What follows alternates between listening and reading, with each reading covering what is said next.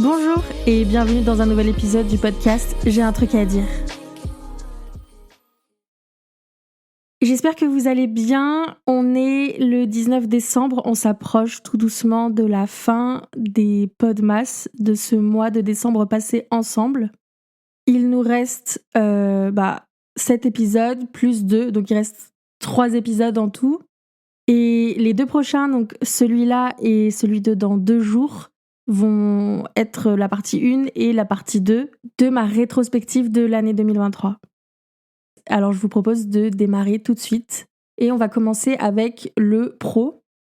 Il s'est passé beaucoup de choses dans ma vie professionnelle en 2023, là où dans les années précédentes il se passait rien de spécial et je restais juste dans mon job. Là il y a eu plein de changements. Déjà, j'en ai déjà parlé sur le podcast, mais je couvais un gros burn-out et c'est ce qui s'est passé en début d'année, au mois de février. J'ai fait un gros burn-out et j'ai été obligée de m'arrêter pour ma santé parce qu'elle commençait vraiment à se dégrader très fortement. Pour vous donner une image de ce qui m'a marquée particulièrement, mon visage n'avait plus de couleur. J'étais grise. Vraiment, mon visage était gris. J'avais même plus ma peau d'habitude, quoi. J'étais vraiment grise et comme éteinte. C'est un peu ça qui m'a fait une sorte de déclic parce que vous savez que dans le burn-out, on peut se retrouver dans des situations extrêmement inconfortables et subir énormément de pression pendant longtemps, mais jamais réussir à se rendre compte que ça ne nous convient pas et que ça peut être nocif. Et là, vraiment, le fait de voir ce visage tout gris dans le miroir, ça m'a fait un peu peur. Et il y a aussi mon chéri qui m'a poussée à aller voir un médecin. Et j'ai bien fait de l'écouter parce qu'effectivement, elle a constaté que c'était un épuisement professionnel et qu'il fallait que je fasse une sacrée pause pour en guérir et m'en remettre. Si ça vous intéresse, on pourrait faire un épisode un peu plus complet sur le burn-out, car j'en ai appris beaucoup en fait depuis que j'ai été forcée de le subir. Et donc je pense qu'on ne se rend pas toujours compte de ce qui est en train de nous arriver et parfois avoir un témoignage, ça peut peut-être aider les personnes à prendre conscience de leur état. Je sais pas. Puis dans tous les cas, c'est intéressant. Donc dites-moi si ça pourrait vous intéresser d'avoir un épisode à la rentrée en janvier sur ce thème-là. J'ai été en arrêt pendant plusieurs mois et au final, je suis jamais retournée travailler dans l'entreprise dans laquelle j'étais. Pour différentes raisons que je n'ai pas envie d'aborder dans cet épisode. Mais donc pour la première fois dans ma courte vie dans le monde actif, je n'avais plus d'emploi et c'était un peu stressant quand même au départ parce que j'avais peur de ne jamais rien retrouver, ne pas retrouver de nouvel emploi, quoi. Et puis j'ai fini par comprendre et accepter que c'était presque un cadeau du ciel d'être au chômage, vraiment mort de rire. Et que ça pourrait m'aider pour me remettre du burn-out parce qu'effectivement ça prend beaucoup de temps. Et là j'avais enfin le temps de me reposer et je culpabilisais beaucoup moins que d'être en arrêt. J'en parle un peu dans l'épisode précédent du podcast si ça vous intéresse de savoir ce que je fais de mes journées depuis que je ne travaille plus. Et pour l'instant, effectivement, je n'ai pas encore retrouvé de travail. Mais j'ai commencé un bilan de compétences il y a quelques semaines avec pour objectif de comprendre quels sont mes besoins dans le monde du travail pour essayer de retrouver un job dans lequel je me sens bien et épanouie. Ce bilan de compétences, ça me permet aussi de faire une grosse introspection sur ce que je veux dans la vie, qui je suis, quelles sont mes valeurs professionnelles, et c'est super intéressant. Donc on peut dire qu'actuellement je suis en processus de découverte de moi-même dans le milieu pro. Et j'ai hâte de voir ce que l'année 2024 va me réserver parce que niveau pro, c'est sûr que ça va bouger parce que déjà, j'aurai fini mon bilan de compétences. J'aurai sûrement une idée un peu plus précise de ce que je veux faire et aussi peut-être d'autres projets. On passe à une catégorie un poil plus légère qui est la culture. Je suis trop contente de pouvoir me dire que dans mon bilan de l'année 2023, il y a une catégorie entière dédiée à la culture. Et je vais commencer par la révélation de cette année, c'est la lecture. Parce que oui, cette année, j'ai repris la lecture de façon plus régulière et appliquée. Je me suis inscrite à la bibliothèque de ma ville pour pouvoir avoir accès à des titres et ne pas toujours devoir les acheter en vrai. Et ça a été une vraie bonne décision. J'ai pas les chiffres exacts et c'est dommage parce que je pense que la bibliothèque devrait faire un rewind, vous savez, comme Spotify et les autres applications d'écoute. Mais j'ai dû emprunter, je pense, une 40aine d'ouvrages, que ce soit des romans ou des livres...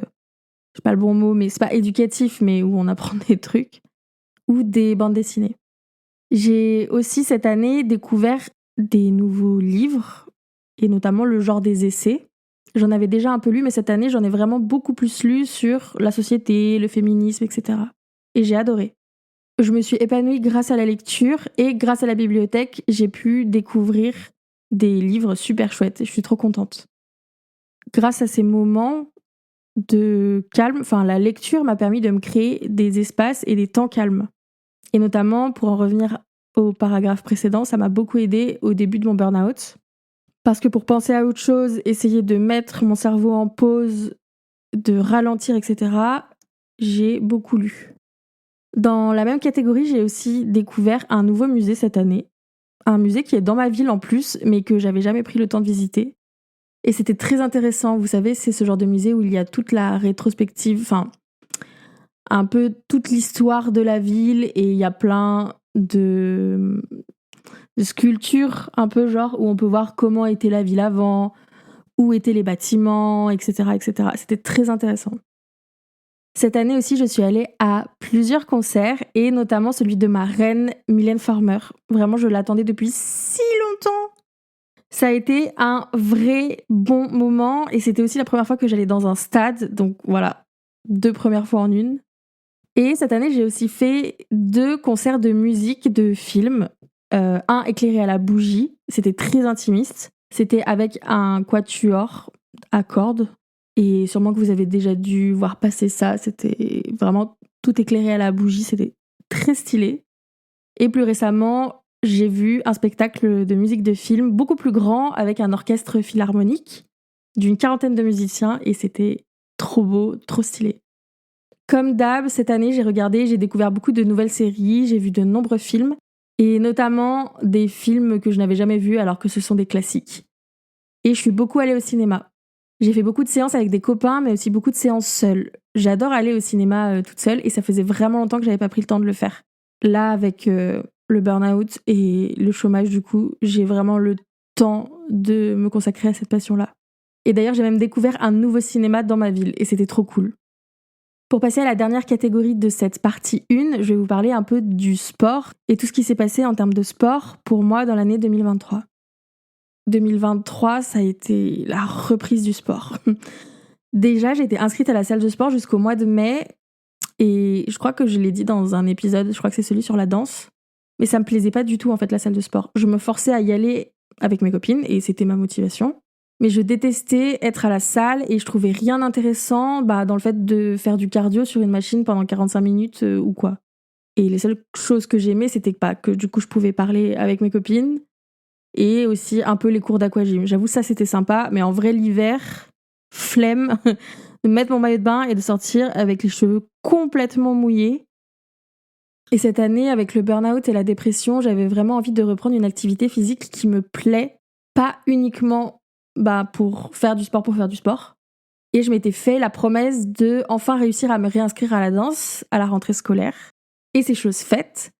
Et je m'épanouis tellement plus grâce à la danse. C'est un délire. C'est trop bien. Et c'est peut-être la meilleure décision, ou au moins la 2e meilleure décision que j'ai prise cette année.